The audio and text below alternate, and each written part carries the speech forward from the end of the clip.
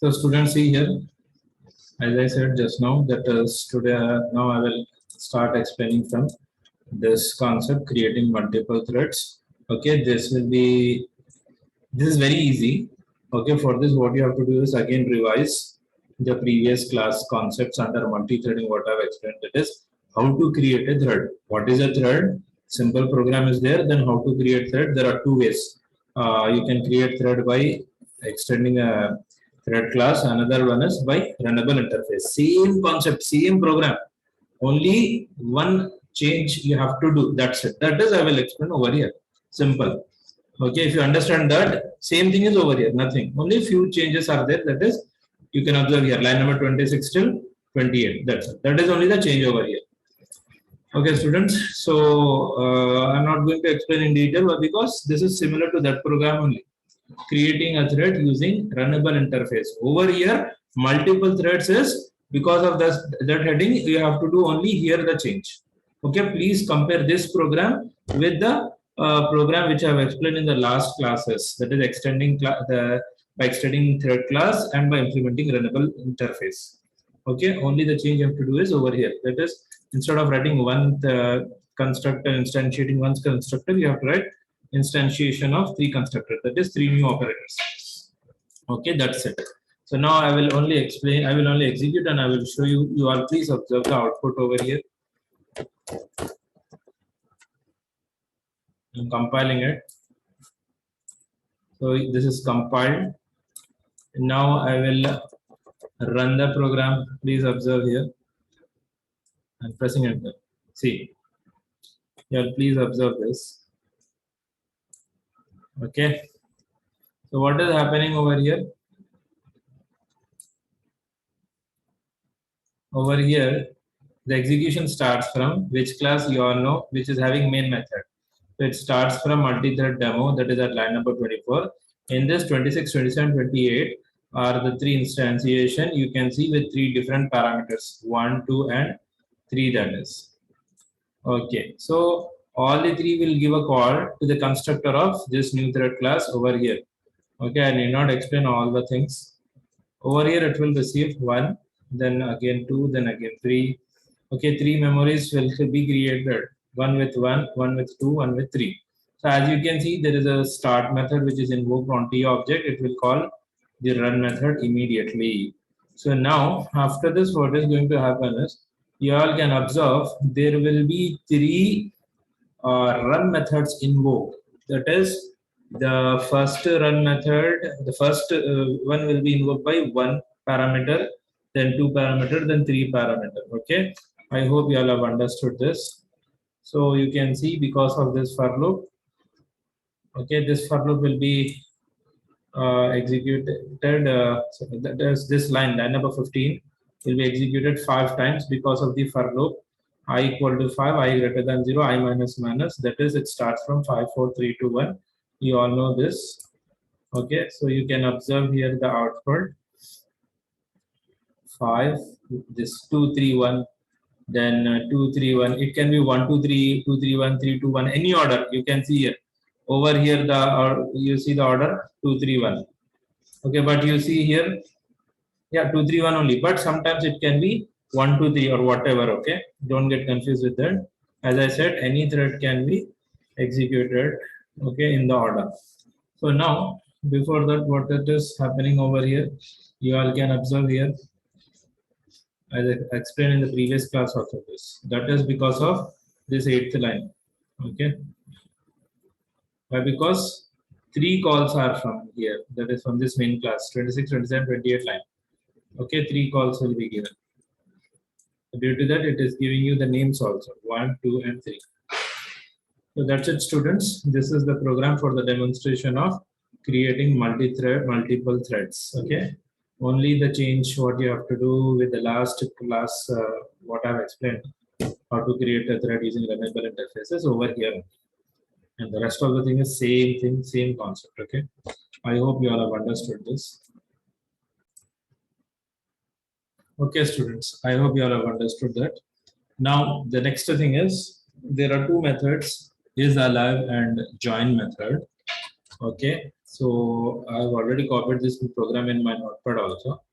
This program, what is the name of the main method? Demo join. Okay, I will open this program and I will demonstrate what is the execution. Also, I will show you demo join first to see where it is over here. Demo join. Okay, what is the purpose? What I'll do is I will execute the program, then I'll show you the program output, then I will explain it what it is actually. Okay, so let's execute the program. See, students, I am going to compile the program. You all please observe the program output now. Okay, yeah, you see here. What is the output? First of all, you see, I will explain the output. See, these are the names of the threads which were created. You can see something like true messages over here, true, true, true. Okay, okay, then after that, the threads has started. Then after that, you can see the threads are exiting. Okay, so now after that, again you see false, false, false. At last, you see main thread exiting. So students, this is very important. What is actually this one is true, true, true. Means, as I said, what you are going to see in this program is the demonstration of isAlive method and join method. As I said, in isAlive method, what is the purpose of isAlive method is it will show you whether the thread is alive or not. That is why you can see when the threads have been created over here, this is the message which is displayed over here, that is they are alive. That is what, with the help of true message. After that, you see when they have finished their execution, they have exited 3, 1, 2, whatever the threads. Then again, if you are going to check, you will get a message like false. Means is alive means no, that is false. Okay, now what is the purpose of join method is? Join method will let the threads which have been created from the main class, first they will finish their execution, then main thread will exit. Okay, so this is what is the concept of is alive and join. Now, students, what I'll do is, as you can see, I will explain in detail again, don't worry. What I'll do is, over here you all observe, this is the code from line number 34 till 41. For this one, what I'll do is, I will make a comment. We will remove this. You all know what is the purpose of comment. It will get ignored by the compiler. Now, I am going to do this. Okay, I will save this. Now, you all observe here. What you have to observe is, as after the threads have finished their execution, then only main have exited. But now, what we have done is, we have removed, that is, we have made the comment for join method. Now, what will happen? You all please observe here. This is very important. I will compile the program. You can see over here. I'm pressing enter. This is compiled. Now let's run the program and please observe the exiting of main thread. Main thread when it will exit. After we have made the join method as comment. Now observe here. I pressed enter. Now students see, observe here the output. As you can see in the middle of the program itself, main thread has finished exiting. It is not bothering that its child thread have finished execution or not. So that is why, because I have ignored the join method. Okay. So when you have removed the join method, what will happen? It will not bother whether the child threads have finished their execution or not. It will finish by itself. Okay. That is the purpose of when you are not going to use the join method. Okay, I hope students you have understood. Okay, now let's see. Again, we will remove the comment. Okay, I hope you all have understood this. Now see, after we have removed the comment, say I've shown no. Main will be exiting after the threads have finished their execution. Okay. Hope you have understood, students. See here what is happening actually. Just a second. See over here, from here, 3 calls, 3 objects have been assigned with the memory OB1, OB2, OB3. Okay, with how many constructor calls? 3 calls. Okay, with 3 different parameters, 1, 2, 3. Okay, just let's scroll up. So all the 3 constructors, that is from where? From here. This is a constructor call. Okay, students, this one. This is a constructor call. Similarly, this one is also a constructor call. Similarly, this one is also a constructor call. From where? From here to here, same concept. Okay, here name equal to will be 1, next time it will be 2, like another time it will be 3. So it will display here new thread. T will be what you have seen over here, like this. T will be this. For one time it will be 1, for the next time it will be 2, for the next time it will be 3. Okay, because over here there are 3 calls. Now T dot start, the start will make the run method to perform its execution. So because of that, this is what I equal to 5, I greater than 0, I minus minus. 5 times it will iterate this for loop. Okay, with the name for 1, 2, 3 in any order, in any different order. Okay, so I hope you all have understood. But you all see here, as this is a constructor call, okay, as it is going to start. Meanwhile, from line number 29 to 31, this is the method which is invoked on object 1. Is alive is invoked on object 1, then on object 2, then on object 3. What is alive will do? It will check after these threads have been created from here. Okay, it will check whether they are alive or not. So the answer is true. Yes, they are alive. Because of that only you are able to see this true, true, true. Now after that is done, what is going to happen? This T dot start. Meanwhile, while it was checking whether they are alive, then after that start will call the run method.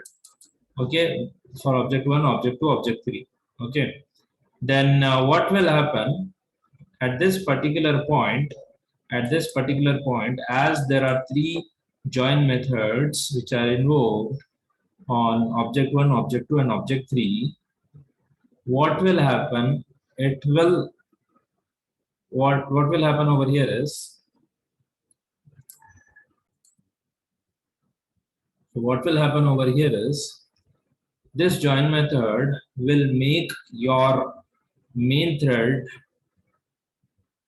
to stop going to 42nd line. Means what will happen after it encounters till 36 threads and 38th line, what it will do is it will check whether the run method completely it has been finished or not for all the threads. Okay, that is from here till here.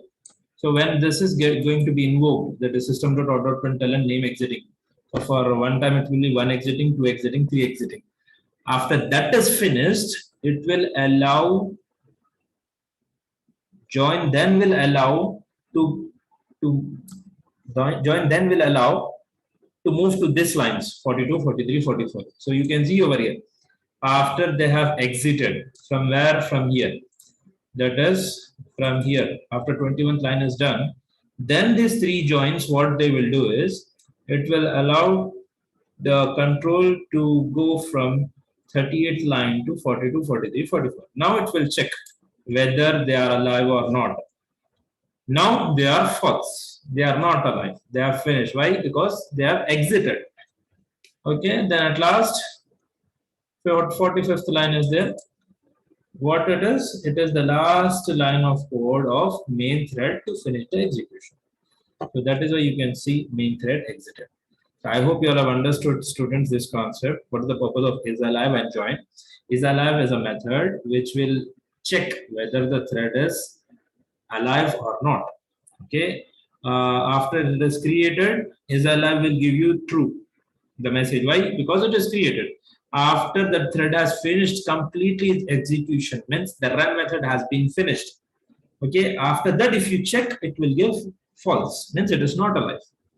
And what is the purpose of join method? It will make your main thread to wait until the complete code of its child thread is finished. Okay, that is this one which I have highlighted.